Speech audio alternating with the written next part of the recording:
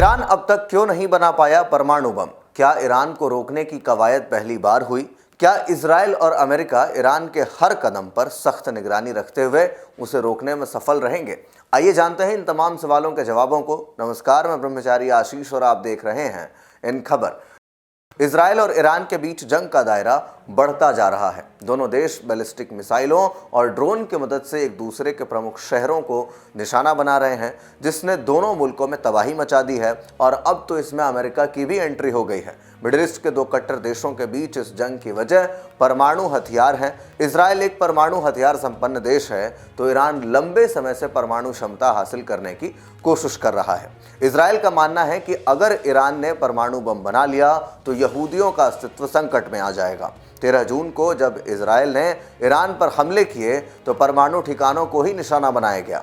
हालांकि सोचने वाली बात यह है कि ईरान 1950 से परमाणु बम बनाने की कोशिश कर रहा है, यहाँ तक कि उसे परमाणु बम बनाने की तकनीक भी अब मिल चुकी है। ऐसे में सवाल उठता है कि आखिर ईरान अब तक परमाणु बम क्यों नहीं बना पाया?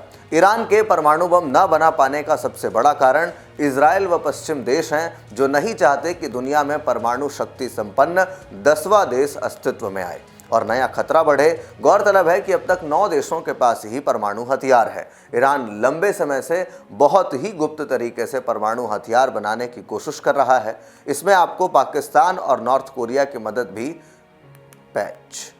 उसको पाकिस्तान और नॉर्थ कोरिया की मदद भी मिली थी। यहाँ तक पाकिस्तान के परमाणु वैज्ञानिक अब्दुल कादिर खान ने अवैध तरीके से परमाणु तकनीक ईरान को बेची थी। परमाणु तकनीक हाथ लगने के बाद ईरान ने प्रोजेक्ट अमाद लॉन्च किया था, जिसका मकसद 2004 तक 5 परमाणु हथियार तैयार करना था।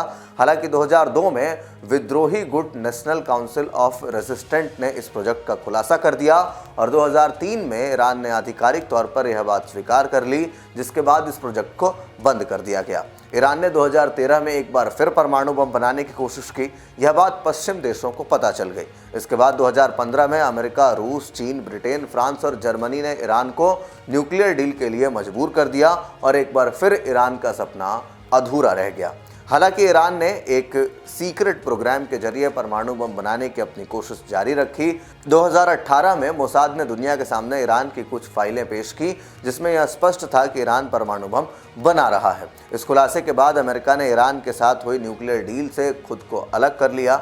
2020 में इजरायली खुफिया एजेंसी मोसाद ने एक सीक्रेट ऑपरेशन के जरिए ईरान के परमाणु कार्यक्रम को लीड कर रहे न्यूक्लियर साइंटिस्ट मोहसेन फरजादे को मौत के घाट उतार दिया, जिसके बाद एक बार फिर ईरान का परमाणु कार्यक्रम थम गया।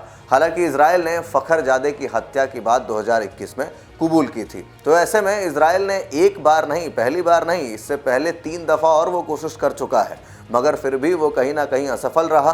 कभी तमाम जो बड़े देश हैं वो मिलकर के उसे मजबूर कर दिए, तो कभी मोसाद ने उसके तमाम ठिकानों को लीक कर दिया था। तो ऐसे में अब की बार ईरान जो है वो बड़ी कोशिश में था और ऐसे में इजराइल की तरफ से जंग छेड़ दी गई। तो आप इस तमाम चीज़ों को लेकर के क्या कुछ सोचते हैं? क्या सचमुच विश्व में ईरान के पास परमाणु हथियार आने से गहरा संकट है? क्या ईरान के पास परमाणु हथियार आने से यहूदियों का जो समूल नाश हो सकता है? ऐसा कुछ है? अगर आप सोचते हैं तो कमेंट बॉक्स में ज़रूर बताएं। बाकी के अपडेट्स के लिए देखते रहिए इन खबर। धन्यवाद।